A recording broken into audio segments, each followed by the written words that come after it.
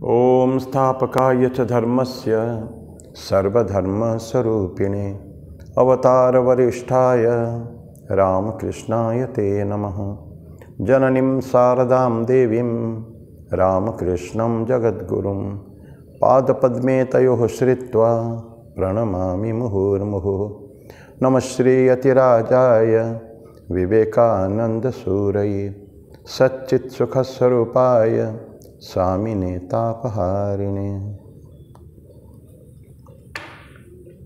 भगवान श्री रामकृष्ण देव, जगत जननी माँ शारदा जी और स्वामी जी को मेरा प्रणाम अर्पित करता हूँ। मेरे गुरुदेव पूज्य स्वामी बुद्धिशानंद जी महाराज को मेरा प्रणाम और आप सभी को भी मेरा प्रणाम अर्पित करता हूँ। आज हमारे विवेकानंद युवा महामंडल के जो कैरेक्टर क्वालिटी से चरित्रावली की चर्चा हम लोग वहाँ करते हैं, उससे कुछ हम लोगों ने चर्चा की है। आज एक और विषय की चर्चा करेंगे, वो है ऑनेस्टी, ईमानदारी।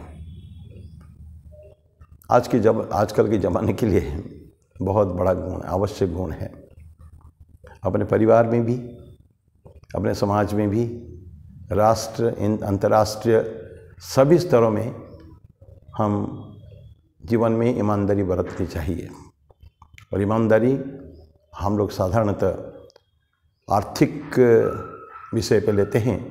सिर्फ आर्थिक नहीं, ये अन्य इवन दैनंदिन जीवन में भी हमारे जो कंडक्ट, कैरेक्टर, हमारे वार्तालाप, उसमें भी ये काम करता है। ज़रूरी है ईमानदारी। लेकिन ऐसे ही कुछ कंडक्ट के बारे में हम लोग आज चर्चा करेंगे, उदाहरण साथ कुछ कहानियों के द्वारा। कहानी तो क्या कहेंगे, उसमें कुछ कहानी है और कुछ सत्य घटना भी है जो आजकल के ज़माने में है। मैं शुरू करूँगा, हमारे प्रधानमंत्री हो गए हैं लाल बहादुर शास्त्री जी। देखिए, किसी ने कहा है, किसी बहुत बड़े व्यक्ति ने कहा है कि प्री इंडिपेंडेंट इंडिया या unfree India had more free people and honest people than free India. अभी स्वतंत्र भारत में जितने फ्री लोग हैं या ईमानदार लोग हैं, उससे कहीं ज़्यादा ईमानदारी थी जो हम परतंत्र भारत के लोगों में। उस समय में भारत स्वतंत्र नहीं हुआ था और उनके सामने एक बहुत बड़ा गोल लक्ष्य था, हमको उसको फ्रीडम दिलाना है। तो इसलिए हर क्षेत्र में वो लोग अत्यंत निष्ठा के साथ, अत्यंत ईमानदारी से काम करते थे। लेकिन मैं अभी हमारे लाल बहादुर शास्त्री के बारे में बताऊंगा, जो 1964 में जवाहरलाल नेहरू की मृत्यु के बाद बने थे। और हम उनके जीवन जरूर सभी लोगों को पता होगा। He is a through and through honest person. हड्डी हड्डी से वो ईमानदार थे। वो जीवन में बहुत कष्ट सहे हैं बचपन से, लेकिन कभी भी जीवन में ईमानदारी के साथ समझौता उन्होंने नहीं की कभी भी। यहाँ तक कि उनके जो प्रधानमंत्री रहते समय में भी उनके ऑफिस गाड़ी को भी, घर के काम में भी कभी व्यवहार नहीं करते थे। उनके घर में कोई कार नहीं था, ऐसा कहा जाता नहीं, दिस इज ऑन रिकॉर्ड्स। एक दिन शाम के समय में शास्त्री जी बड़े अच्छे मूड में थे, तो उनके लड़का ने उनके बोला, पिताजी हम लोग एक कार खरीदेंगे। तो शास्त्री जी सहर्ष स्वीकृति दे दी, ठीक है खरीदेंगे। ऐसा नॉर्मली होता ही नहीं था, अनावश्यक वस्तुएं खरीदते नहीं थे तो, लेकिन हाँ कर दी। लेकिन पूछने की पैसा कितने लगे, तो उनके सेक्रेटरी को बुलाया, पूछो कार का कीमत क्या है। उस समय में 1965 की बात होगी शायद ये, क्योंकि 64 से 66 के बीच में शास्त्री जी प्रधानमंत्री थे, 1964 से 1966। तो उन्होंने बताया कि सर कार का कीमत 12,000 रुपया है। उस समय 12,000 रुपया हो करता था। अब अगला क्वेश्चन था कि हमारे पास कितने पैसे हैं हमारे अकाउंट में। देखिए, एक प्रधानमंत्री, राष्ट्र भारत देश के प्रधानमंत्री पूछ रहे हैं, 12,000 रुपये के बारे में भी संशय उनको है कि है कि नहीं हमारे पास इतना पैसा। और सचमुच देखा गया उनके अकाउंट में सिर्फ 4,000 रुपया है। कल्पना करिए आप, हम अभी सोचते हैं तो कल्पना नहीं कर पाते हैं कि एक प्रधानमंत्री के बैंक अकाउंट में केवल 4,000 रुपया हो। तो उन्होंने बाकी 8,000 रुपये के लिए सरकार को लोन के लिए अप्लाई किया, लोन सैंक्शन हुआ और EMI पर मासिक जो किस्त बांध दी गई, और उसके बाद लेकिन कुछ किस्त देने के बाद शास्त्री जी की मृत्यु हो गई। तो भारत सरकार ने, अत्यंत ईमानदार, बहुत ही सिंसियर एवं निष्ठावान व्यक्ति तो थे ही, तो उनके स्मृति में ललिता शास्त्री, उनके जो पत्नी थी, उनको बोला कि हम जितना किस्त दे चुके हैं, बाकी किस्त हम माफ़ कर देते हैं। ललिता शास्त्री ने मना कर दिया, नहीं, मैं मेरे दिवंगत पति के जो पेंशन मिला करेंगे उसी से ही मैं ये किस्तें अदा करूंगी, और उन्होंने अदा किया। घटना लगता है छोटा सा, लेकिन इस तरह की अनगिनत घटनाएं हमको मिलेगी जीवन में। तो ये एक सच्ची घटना है। बिजनेस वर्ल्ड में आए, ये मैं कोई कहानी नहीं बोल रहा हूँ, सारे के सारे ये फैक्ट्स ऑफ लाइफ है जीवन में जो देख रहे हैं। और मन में हम कंपेयर कर सकते हैं आजकल के पॉलिटिशियंस के साथ, आजकल के जो विभिन्न पदों पे प्रतिष्ठित है, तो उनके साथ करें तो हमको खुद को पता लग जाएगा कि कहाँ है। इस तरह के बहुत उदाहरण हो चुके हैं, लेकिन कम समय में इतने सारे बोलना संभव नहीं है। एक इन्फोसिस करके कंपनी है, एंड एवरीबॉडी नोज इट, बहुत बड़ी कंपनी है इन्फोसिस, वो IT इंडस्ट्री में है। उसके फाउंडर थे नारायण मूर्ति, NS नारायण मूर्ति। उन्होंने जो उनके बहुत अच्छी चली शुरुआत में, नारायण मूर्ति कंपनी में केवल एक एग्जीक्यूटिव थे पाटनी कंप्यूटर्स में। वहाँ से उनकी पत्नी तो काम करती थी टाटास में, सुधा मूर्ति। तो 25 साल जो पूरा हो गया, आई रेड दैट आर्टिकल, बहुत बड़ी आर्टिकल निकला था। 25 साल जब इन्फोसिस ने कंप्लीट किया, या से कुछ हो गया, कुछ 20 साल पहले की, 15-20 साल पहले की बात होगी शायद। तो उस समय में ऐसा लिखाया कि जो शुरू किया था उन्होंने कंप्यूटर कंपनी इन्फोसिस के फाउंडेशन जो हुआ था, उस समय में ये लोग जिस फ्लैट में रहते थे, एक मॉडेस्ट फ्लैट बेंगलुरु में, वहीं उन्होंने उसी फ्लैट में रहते थे लास्ट तक। उस समय तक 25 साल के बाद भी उसी फ्लैट में रहते थे वो।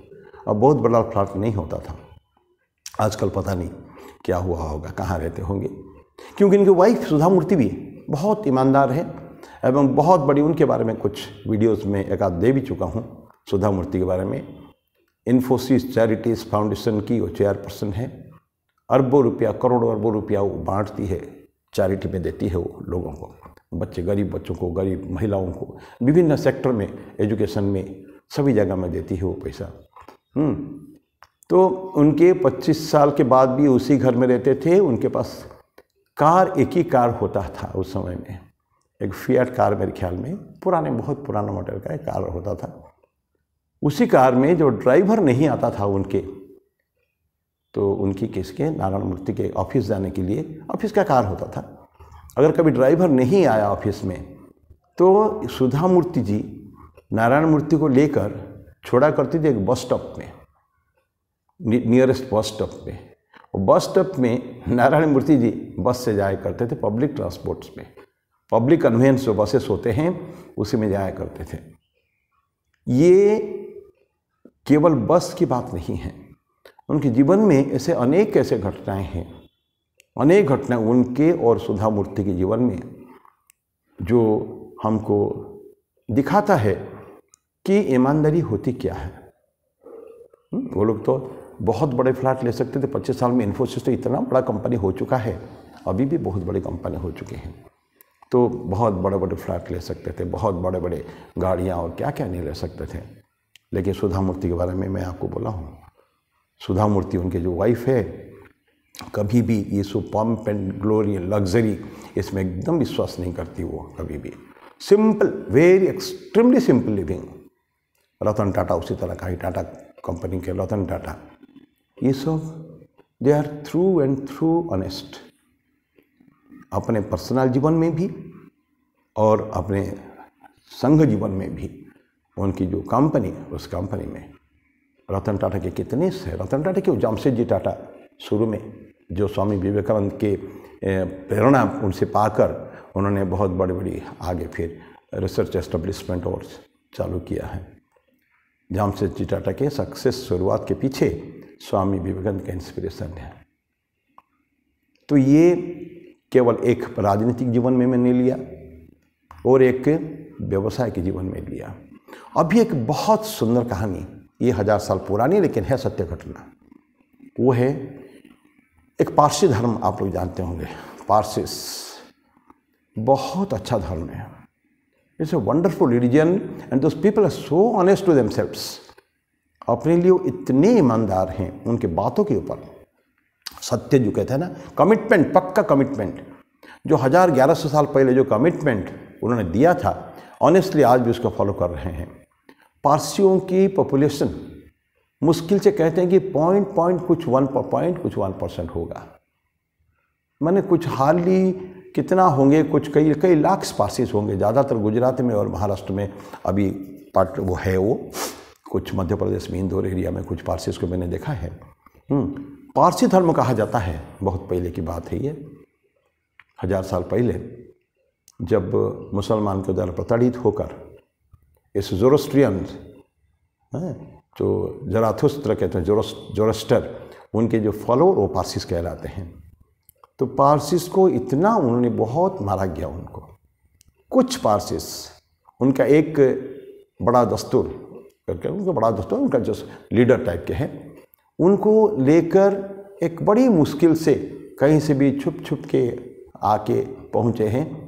गुजरात में एक जगह है संजन छोटा सा प्रोविंस हुआ करता था उस समय में, छोटे छोटे, आज से 1100 साल पहले तो न जाने क्या अवस्था रही होगी।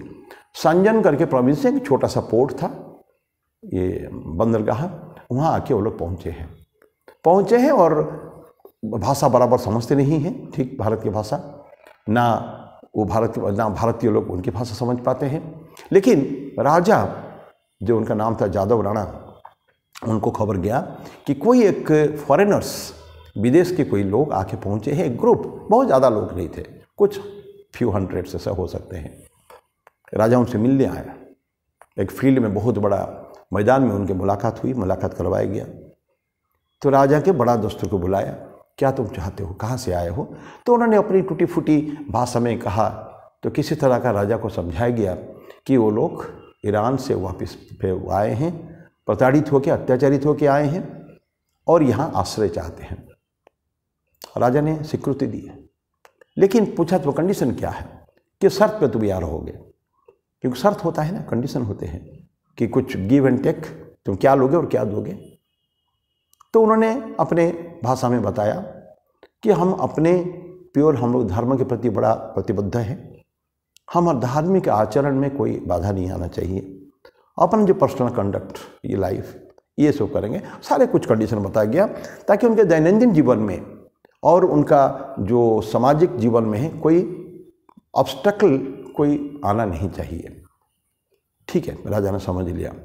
और राजा ने पूछा, जादव राणा ने पूछा, तुम हमको क्या दोगे, हम तुमसे क्या मिलेगा प्रतिदान में?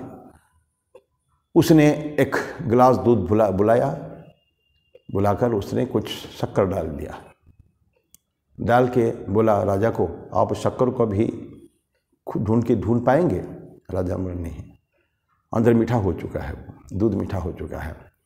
तो उस बड़ा दस्तूर ने ये बताया कि आप अभी समझ लीजिए, हम आपके बीच में ठीक है सही रहेंगे, हम रहेंगे आपके बीच में, लेकिन हमारी उपस्थिति आपको दिखेगा ही नहीं कहीं भी, लेकिन हम आपको मिठास देते रहेंगे। तो आपका जीवन को, राष्ट्र जीवन को हर तरह से हम लोग क्या उन्नत करेंगे किसी भी फील्ड में। उनका ये कहना था कि आपको हमसे कहीं कोई तकलीफ नहीं होगी जीवन भर में, और हमेशा हमसे आपको फ़ायदा ही होने वाला है। और आज इसको राजा ने उसको सम्मति दे दी और रहे। आज फिर गुजरात में काफ़ी सारे उनके लोग रहे हैं। अब धीरे धीरे वो एक ऐसा कम्युनिटी है, उनके बच्चे बहुत कम होते हैं, उनका पॉपुलेशन बढ़ता ही नहीं कभी भी, वो घटता जाता है। कई जगह वो सब वो रहते हैं चाइल्डलेस, निसंतान रहते हैं, कहीं से एडॉप्शन करते हैं। तो तब से लेके आज के बीच में आज 1100 साल करीब करीब हो चुका है। आप पारसियों के इतिहास देख लीजिए, उसमें जामसेदजी टाटा, वाडियास और ये कितने सारे पारसी कम्युनिटी थे। बड़े बड़े वो मानेकशॉ, साम मानेकशॉ जैसा उन्होंने जनरल फील्ड मार्शल भी दिया है, और फ्रंट में भी और बिजनेस में भी, एजुकेशन में भी, और कहाँ कहाँ ननी पालकीवाला के बहुत बड़े फेमस व्यक्ति हो चुके हैं। वो अमेरिका में जाके एम्बेसडर है और सुप्रीम कोर्ट का एक माना हुआ वकील रहे हैं। ननी पालकीवाला, मैं नाम नहीं बुला रहा हूँ। बहुत बड़े बड़े उन्होंने काम किया है राष्ट्र के लिए और आज भी कर रहे हैं। उसे सबसे बड़ा सबसे फेमस होता है टाटा कंपनी, जामसेदजी टाटा का जो एम्पायर है आज, जिसके रतन टाटा ही जिनको देख रहे हैं। तो ऐसा ये है। तो ये जो उनका ऑनेस्टी, कभी भी उन्होंने राष्ट्र को हानि नहीं पहुंचाई है। तो किस समय 1100 साल पहले का जो ईमानदारी से जो व्यक्त जो उसको शब्द है, उनके वर्ड्स, उसको आज भी वो लोग दे कीप इट अप, कि हमारे पूर्वजों ने कभी वचन दिया था उस राजा को कि हम राष्ट्र को हमेशा उन्नत करेंगे, खुशबू सौरभ राष्ट्र का फैलाएंगे। तो ये एक आज के टॉपिक जो ईमानदारी हमारे व्यक्ति जीवन में, चाहे व्यवहारिक हो चाहे आर्थिक हो। आर्थिक तो आजकल हर रोज़ घोटाला, जहाँ पेपर खोले कुछ भी करे हम देखें घोटाला ही घोटाला दिखता है। हज़ारों लाखों केसेस, अरबों की घोटाला होता है। तो मैं आजकल के ज़माने के मैं पॉलिटिशियंस का नाम नहीं लूँगा, जिसमें नहीं तो राजनीति हो जाएगी। आज भी कुछ ऐसे व्यक्ति हैं जो बेहद ईमानदार है, राष्ट्र में से व्यक्ति है। तो हमको भी इसको इसमें सीखा क्या है, टेक होम क्या होता है, कि उसको ये सो छोटे छोटे उदाहरण से एवं हमारे इर्द गिर्द हमारे आस पास ये परिवेश के अंदर भी ऐसे के उदाहरण होंगे, तो कोशिश करें कि हम उसी अनुरूप हम अपने को ये करें। ठाकुर महास्वामी जी के शिष्य हम लोग, उनके फॉलोअर्स है, तो naturally let's keep up to that standard, that moral, high moral standard Thakur Mahaswami ji का जो था, उसको अगर जीवन में पालन करें तो कहीं एटलीस्ट कुछ तो राष्ट्र के लिए कल्याण हो सकता है। तो इसके साथ में आज का इस कहानी को समाप्त करता हूँ। अगले बुधवार को फिर कोई इस तरह का छोटी सी कोई टॉपिक के ऊपर चर्चा करेंगे। तब तक के लिए मैं मेरी वाणी को विराम देता हूँ। ओम शांति शांति शांति। हरि ओम तत्सत। श्री राम कृष्णार्पणमस्तु।